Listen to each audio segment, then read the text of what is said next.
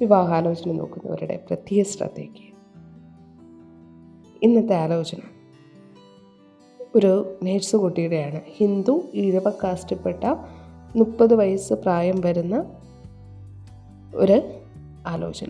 താല്പര്യമുള്ളവർ ഒരുപാട് പേരുണ്ട് നമ്മുടെ ചുറ്റുപാടും. 30 വയസ്സിനും 40 വയസ്സിനും ഇടയിൽ ഇപ്പോഴും വിവാഹം നടക്കാതിരിക്കുന്ന ഒരുപാട് ആൺകുട്ടികളുണ്ട്.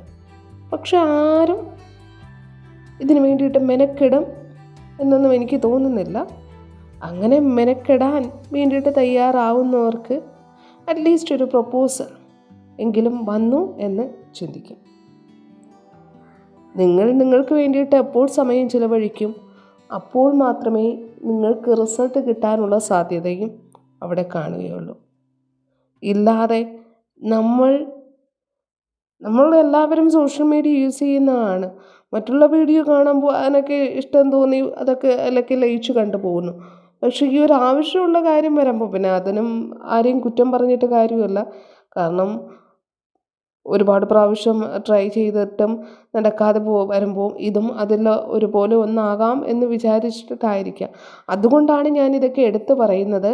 വീണ്ടും ഒന്ന് ട്രൈ ചെയ്ത് നോക്കാൻ.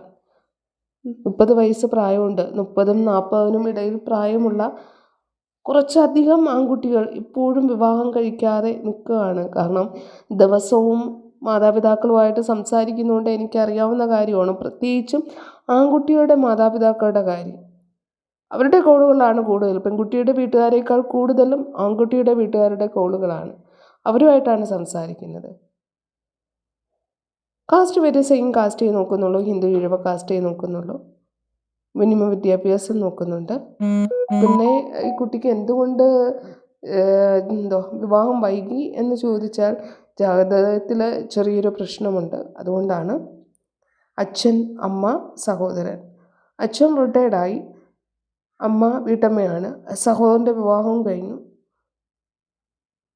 അപ്പോൾ താല്പര്യമുണ്ടെങ്കിൽ കോണ്ടാക്റ്റ് ചെയ്യുക, മെസ്സേജ് ചെയ്യുക. ഇല്ലെങ്കിൽ കോണ്ടാക്റ്റ് ആ നമ്പർ ഞാൻ മെൻഷൻ ചെയ്യുന്നുണ്ട്. അതിലേക്ക് കോണ്ടാക്റ്റ് ചെയ്യാൻ ശ്രമിക്കുക. ഇല്ലെങ്കിൽ കൊടുത്തിരിക്കുന്ന നമ്പറിൽ മെസ്സേജ് ചെയ്യുക. ഇല്ലെങ്കിൽ താഴെ കമൻറ്റ് ചെയ്യുക. ഓക്കെ. നിങ്ങൾ എപ്പോൾ നിങ്ങൾക്ക് വേണ്ടിയിട്ട് ശ്രമിക്കുന്നോ അപ്പോൾ നിങ്ങൾക്ക് റിസൾട്ട് കിട്ടും. നിങ്ങൾ സമയം ചിലവഴിച്ചേ പറ്റുള്ളൂ. പ്രത്യേകിച്ച് വിവാഹാലോചന നോക്കുന്ന കാര്യത്തിൽ.